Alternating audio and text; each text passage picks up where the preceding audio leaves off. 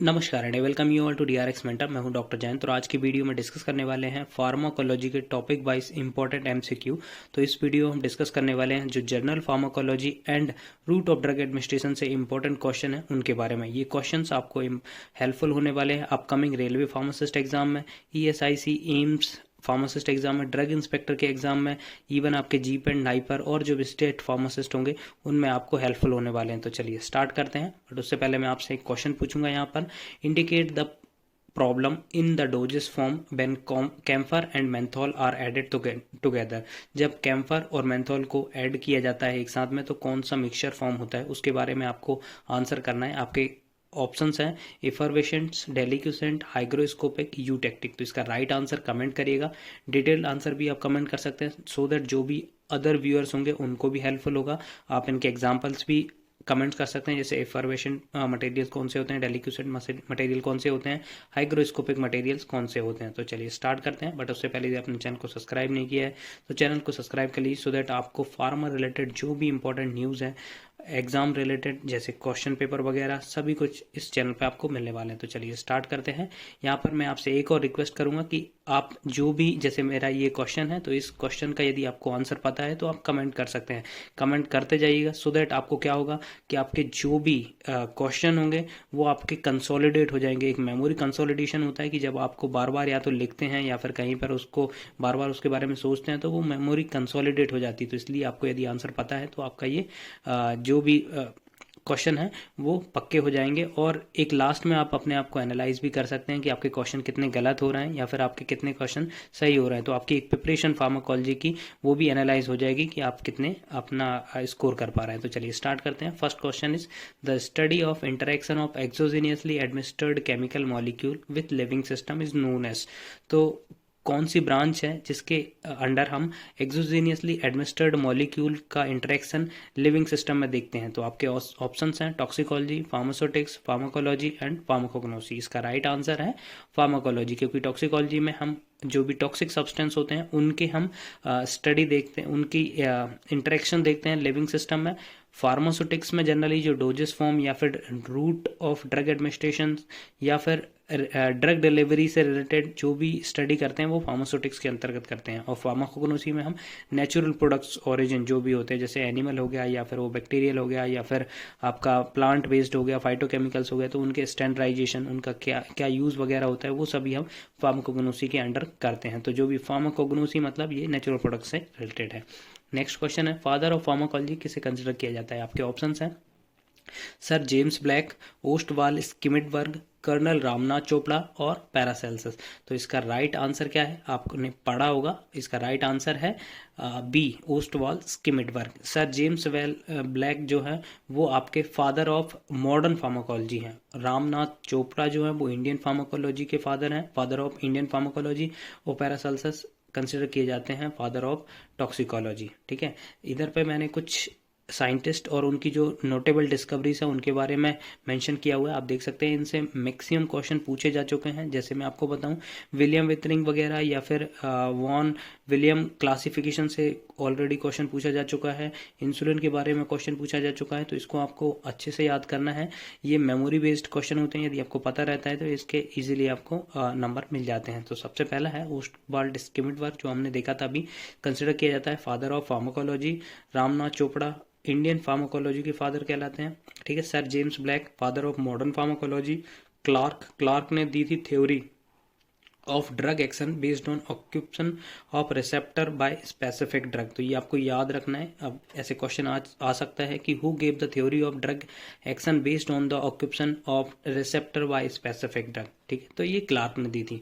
Auto Loewi में the direct proof of transmission across nerve junction to be mediated by neurotransmitters. तो ये भी आपको याद रखना है। एल्क्विस्ट जो है वो क्लासिफाइड किया था adrenergic receptors into alpha and beta. तो who give the classification of adrenergic receptors like alpha and beta, तो किसने दिया था, एल्क्विस्ट ने दिया था।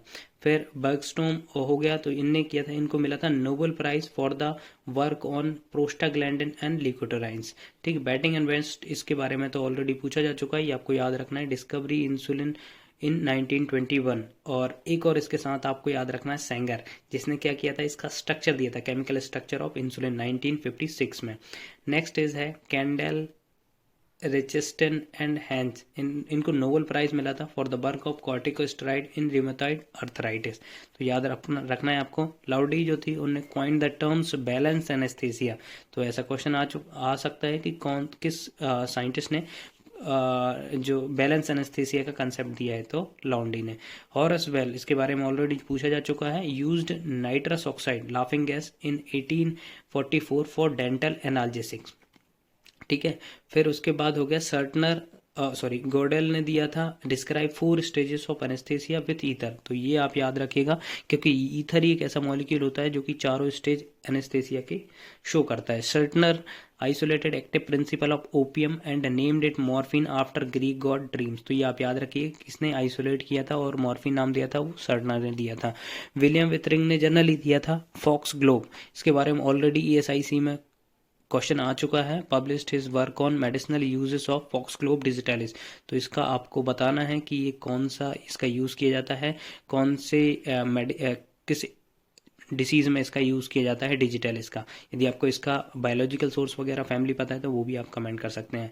Von Williams and Singh classified of anti arrhythmic drug. तो आप ये याद रखिएगा, ये भी पूछा जा चुका है। CGHS 2018 जब CGHS एग्जाम कराता था फार्मासिस्ट का, तो हैदराबाद वाले में ये क्वेश्चन आया था कि विलियम एंड सिंह किसने classification of anti arrhythmic drug किसने दिया है, तो वो वॉन विलियम सिंह ने दिया है। इलरिच, इसका बहुत ज़्यादा कंट्रीब्यूशन है फार्माकोलॉजी में, तो ये आप याद रखिएगा। Coined the terms chemotherapy, use the idea that if certain dye can selectively stain microbes, they can also be toxic to these microbes। तो ये आपको याद रखना है कि ये किसने दिया था। हम ऑल्दो आगे आने वाले चैप्टर्स में देखेंगे कीमोथेरेपी में, क्योंकि जैसे हम स्टेनिंग वगैरह के लिए पर्टिकुलर केमिकल यूज़ किए जाते हैं जो कि एक स्पेसिफिक टाइप ऑफ बैक्टीरिया को स्टेन करते हैं। तो उन्होंने कहा था कि यदि ये स्टेन कर रहा है तो ये उनके लिए टॉक्सिक भी हो सकता है। तो जो भी डाइस वगैरह का एंटी माइक्रोबियल यूज इलरिच ने दिया था। ठीक है, develop arsenic compound for the treatment of syphilis. तो आपको याद रखना है। Domagk share the modern era of chemotherapy. ठीक है, demonstrated therapeutic effect of prontosil. यदि आपको पता है प्रोंटोसेल के बारे में, सल्फोनामाइड का यूज़ क्या होता है, तो वो आप बता सकते हैं कमेंट करके। ठीक है, नेक्स्ट है फ्लेमिंग वेल नोन है, इसका कंट्रीब्यूशन है डेवलपमेंट ऑफ पेनिसिलिन या डिस्कवरी ऑफ पेनिसिलिन की डिस्कवरी किसने दी थी, अलेक्जेंडर फ्लेमिंग ने। वॉक्समैन डिस्कवर्ड द स्ट्रेप्टोमाइसिन की डिस्कवरी किसने की थी, वॉक्समैन में। तो आप ये याद रखिएगा, ये नोटेबल साइंटिस्ट हैं जिनकी या तो इनके नाम पूछ लिए जाते हैं, फिर इनकी या डिस्कवरी पूछ ली जाती है, या डिस्कवरी दे दिया जाता है, उनके नाम पूछ लिया जाता है कि किस साइंटिस्ट ने डिस्कवर किया है। Next question is pharmacodynamics deal with. Pharmacodynamics इससे डील करता है, study of toxicity, thermodynamics, what the body does to the drug, what the drug does to the body. तो इसका राइट आंसर है, आपको भी पता है डायनेमिक्स में हम देखते हैं कि जो ड्रग है वो बॉडी के साथ क्या करती है। तो इसका राइट आंसर है what the drug does to the body. तो ये हम स्टडी करते हैं अंडर द फार्माकोडायनेमिक्स। और फार्माकोकाइनेटिक्स में क्या स्टडी करते हैं, what the body does to the drug. मतलब क्या है कि जो बॉडी है वो ड्रग के साथ क्या करती है, तो उसकी स्टडी हम फार्माकोकाइनेटिक में करते हैं। जैसे कि जैसे ही बॉडी में एंटर होती है कोई भी ड्रग, तो बॉडी क्या करती है, उसको एब्जॉर्ब करती है, मेटाबोलाइज करती है, फिर उसके बाद एलिमिनेट भी करती है। तो वो सभी स्टडी हम करते हैं फार्माकोकाइनेटिक्स के अंतर्गत। Next question is an orphan drug is. Orphan drug क्या होती है, a very cheap drug.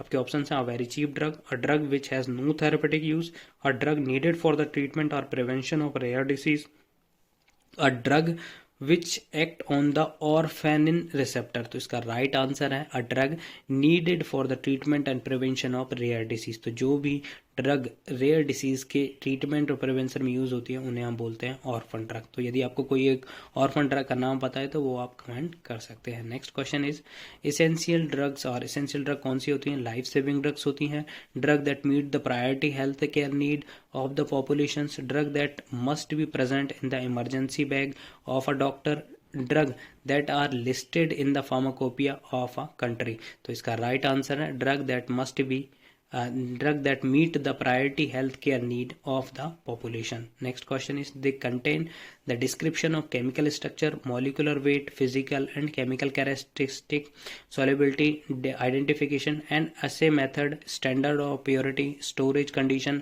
dosage form of officially approved drug in the country।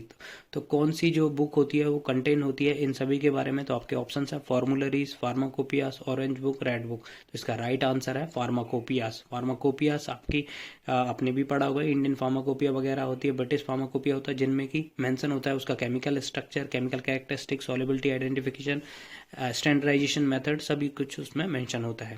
Next है the list of indication, dosage form, contraindication, precaution, adverse effect and doses, storage of selected drug that are available for the medicinal use in country। तो कौन सी book होती है जिसमें ये सब mention होता है। तो आपके ऑप्शन है फॉर्मुलरीज, फार्माकोपियास, ऑरेंज बुक, रेड बुक। इसका राइट आंसर है फॉर्मुलरीज। तो जो भी फॉर्मुलेशन से रिलेटेड होते हैं वो सब मेंशन होते हैं फॉर्मुलरीज। तो ब्रिटिश आपको बहुत सारी फॉर्मुलेज भी मिल जाएंगी, ठीक है, नेशनल फॉर्मुलरीज होती है। Next question is Martindale, it is an extra pharmacopoeia, ठीक है। तो ये पब्लिश्ड किसके द्वारा होती है। एल्सवेयर, आपके ऑप्शन है elsewhere, India, royal pharmaceutical society of great Britain और जापान। तो इसका राइट आंसर है royal pharmaceutical society of great Britain. तो आप ये याद रखिएगा, कई बार ये क्वेश्चन पूछ लिए जाते हैं। Essential medicine concepts given by, तो एसेंशियल जो मेडिसिन है वो कंसेप्ट किसके द्वारा दिया गया है। UNICEF, WHO, United nation, WTO। इसका राइट आंसर है WHO। WHO का यदि आपको फुल फॉर्म पता है तो कमेंट कर सकते हैं। इसका हेडक्वार्टर कहाँ है वो भी कमेंट कर दीजिए, और कब इसको स्टैब्लिश किया गया था, मतलब कौन सी ईयर में इसको स्टैब्लिश किया था, यदि आपको पता है तो वो कमेंट कर सकते हैं।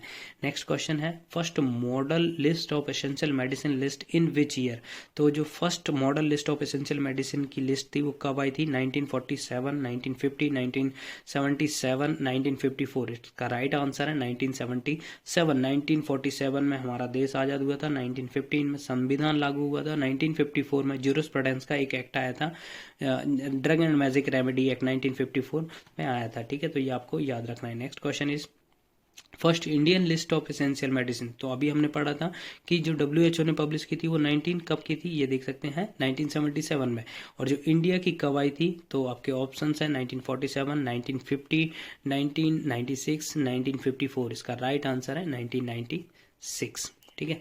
Next question is drug administration administered through the following route is most likely to be subjected to first pass metabolism. कौन सा रूट है जिसमें फर्स्ट पास मेटाबॉलिज्म होने के चांसेस ज़्यादा हैं। तो ओरल, सबलिंगुअल, सबक्यूटेनियस, रेक्टल। तो इसका राइट आंसर है आपका ओरल, ठीक है। ओरल रूट में सबसे ज़्यादा आपके, क्योंकि ओरल रूट के थ्रू आपके इंटेस्टाइन में जाएगी, इंटेस्टाइन से एब्जॉर्ब होकर हेपेटिक में आएगी, हेपेटिक से फिर आपके पूरे बॉडी में सर्कुलेट होगी। तो सबसे ज़्यादा चांसेस होते हैं फर्स्ट पास मेटाबॉलिज्म के। Next question route of drug administration is mainly categorized into, कौन कितनी कैटेगरी में इसको डिवाइड किया गया है। Local action, systemic action, A and B both और नन ऑफ द अबव। तो इसका राइट आंसर है लोकल एंड सिस्टमिक। आपको भी पता है कि जो रूट ऑफ ड्रग एडमिनिस्ट्रेशन है डिपेंड करता है कि आपको लोकली इफेक्ट चाहिए या सिस्टमिक इफेक्ट चाहिए, ठीक है। तो ये दो ब्रॉड कैटेगरी हैं, फिर अदर इसमें डिविजन्स हैं, ठीक है। नेक्स्ट है the route of drug administration is mainly select the route of administration which carries the highest risk of adversely affecting vital functions। कौन से रूट में सबसे ज़्यादा वाइटल फंक्शंस अफेक्ट हो सकते हैं। आपके ऑप्शन है intra arterial injection, intrathecal injection, intravenous injection, intramuscular injection. तो इसका राइट आंसर है इंट्रावेनस, क्योंकि इंट्रावेनस में आपकी जो मॉलिक्यूल है आपको डायरेक्टली आपके वेन्स में इंजेक्ट किया जाता है और वहाँ से पूरे बॉडी में ट्रेवल करता है, सो दैट जो भी वाइटल फंक्शंस हैं उनको अफेक्ट होने के चांसेस ज़्यादा होते हैं। नेक्स्ट क्वेश्चन है select the route of administration,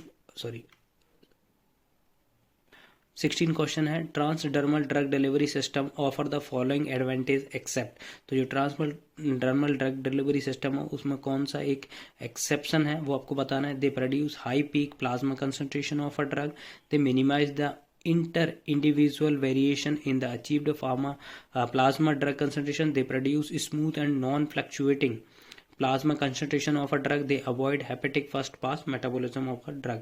the right answer है they produce high peak plasma concentration of a drug। तो ट्रांसडर्मल ड्रग डिलीवरी में पॉसिबल नहीं होता है, जनरली इंट्रावेनस डायरेक्टली जब हम इंजेक्ट करते हैं तब ये पॉसिबल होता है। नेक्स्ट क्वेश्चन है centchroman is a non steroidal SERM selective estrogen receptor modulator developed by Cipla, Novartis, CDRI, Sun Pharma. तो इसका राइट आंसर है सीडीआरआई।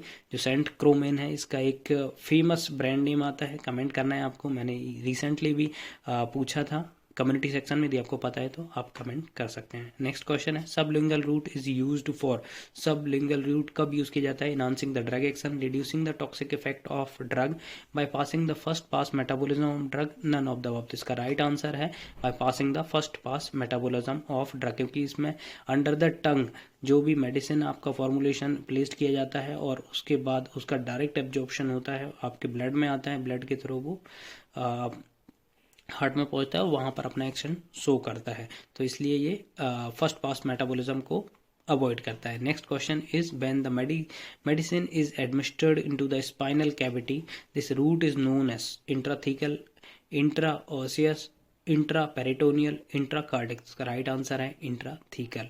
ठीक है, नेक्स्ट है nitroglycerin is administered by which route. तो नाइट्रोग्लिसरीन होता है उसको किस रूट से एडमिनिस्ट्रेट किया जाता है? Sublingual route, inhalation, parenteral route, insertion. ठीक है, तो इसका राइट आंसर है सबलिंगुअल। तो इसका ये आप बहुत फेमस एग्जांपल है, कई बार पूछा जा चुका है, तो आपको याद रखना है नाइट्रोग्लिसरीन जो है वो सबलिंगुअल रूट से दिया जाता है। आई होप कि आपको ये क्वेश्चन अच्छे लगे होंगे, और नेक्स्ट टाइम से हम अब नेक्स्ट जो भी हमारा चैप्टर है फार्माकोलॉजी का उससे रिलेटेड 20 क्वेश्चन डिस्कस करने वाले हैं, इंपॉर्टेंट क्वेश्चन। तो आपको जो भी सजेशन है वो आप कमेंट कर सकते हैं। बाकी like the video, share the video and subscribe the channel. Thank you.